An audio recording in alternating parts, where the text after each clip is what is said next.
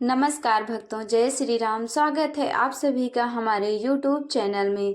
भक्तों, आज की वीडियो में आप लोग संकष्टी चतुर्थी तिल चौथ के बारे में जानकारी प्राप्त करेंगे।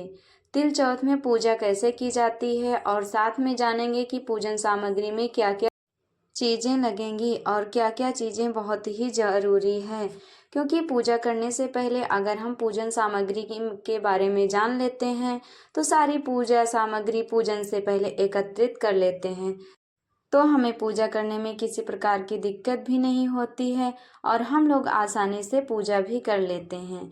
तो आइए जानकारी प्राप्त करते हैं, लेकिन आप लोगों से एक रिक्वेस्ट है, हम वीडियो को आगे शुरू करें उसके पहले हमारे चैनल को लाइक और सब्सक्राइब कर लीजिए। साथ में बेल आइकन को भी प्रेस कर दीजिए ताकि हमारी हर वीडियो का नोटिफिकेशन आप लोगों तक सबसे पहले पहुँचे और आप लोगों को सारी जानकारी प्राप्त हो। तो चलिए वीडियो को शुरू करते हैं। संकष्टी चतुर्थी सकट चौथ का व्रत हर साल माघ मास के कृष्ण पक्ष की चतुर्थी तिथि को मनाई जाती है। इस दिन भगवान गणेश जी की पूजा होती है।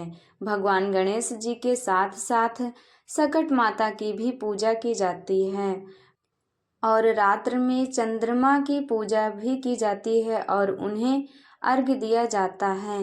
इस तरह से यह व्रत किया जाता है।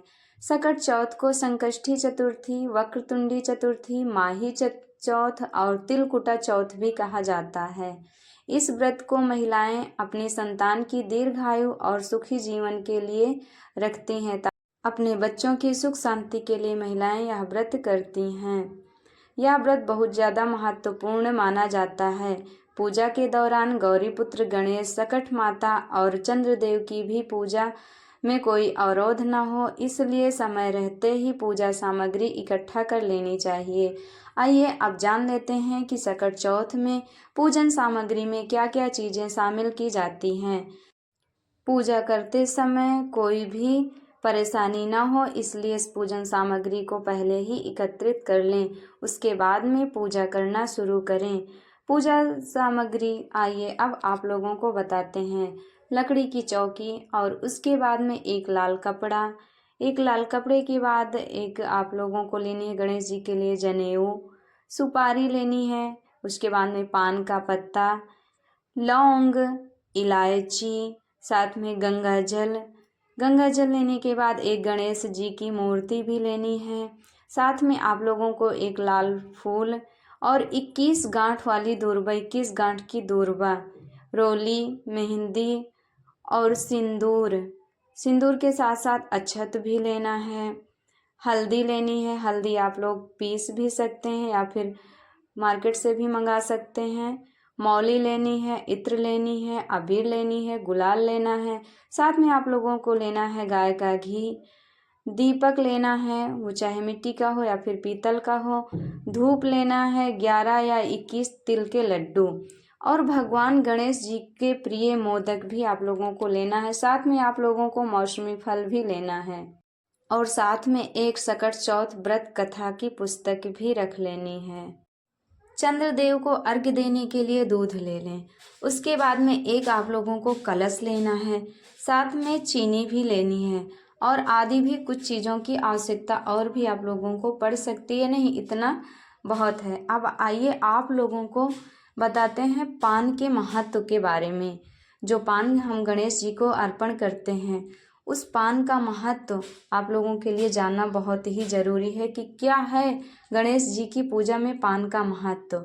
भगवान गणेश जी की पूजा में पान का प्रयोग सभी प्रकार की सिद्धि प्रदान के लिए माना जाता है। साथ ही पान माँ लक्ष्मी को भी अति प्रिय है। कहते हैं सकट चौथ की पूजा में गणेश जी को पान अर्पित करने से भगवान गणेश जी के साथ साथ माँ लक्ष्मी भी अत्यंत प्रसन्न होती हैं, इसलिए पान का महत्व और भी बढ़ जाता है। इस दिन पान के पत्ते पर कुमकुम से स्वास्तिक बनाकर पूजा में रख दें और इस तरह से पूजा करें। अब आइए जान लेते हैं कि हमें पूजा किस प्रकार करनी है। सकट चौथ के दिन ब्रह्म मुहूर्त में उठें और स्नान आदि से निवृत्त होकर स्वच्छ वस्त्र धारण कर लें। उसके बाद में बच्चों की लंबी उम्र के लिए सकट माता भगवान गणेश जी की विधिवत पूजा करें। चंद्रोदय के समय चंद्रमा को अर्घ्य अर्पित करें। चंद्रमा को अर्घ्य अर्पित करने के बाद धूप दीप चंदन अक्षत नैवेद्य चढ़ाकर संकटा माता की पूजा करें और सकट चौथ व्रत की कथा जरूर पढ़ें और इस प्रकार से यह पूजा समाप्त करें। और आप लोग पारण तिल के लड्डू खाकर भी कर सकते हैं। जरूरी नहीं जैसा हमने बताया है वैसे ही आप लोग पूजा करें। जैसे आप लोगों के यहाँ पूजा होती है वैसे भी आप लोग पूजा कर सकते हैं। ये पूजन सामग्री अगर हो सके तो पूरी पूरी मंगाएं, नहीं तो जैसे आप लोगों के यहाँ होती है आप लोग वैसे भी कर सकते हैं। तो भक्तों, आप लोगों को ये वीडियो कैसी लगी हमें कमेंट करके अवश्य ही बताना। मिलेंगे नेक्स्ट वीडियो में, तब तक के लिए हमारे साथ बोलिए जय श्री गणेश।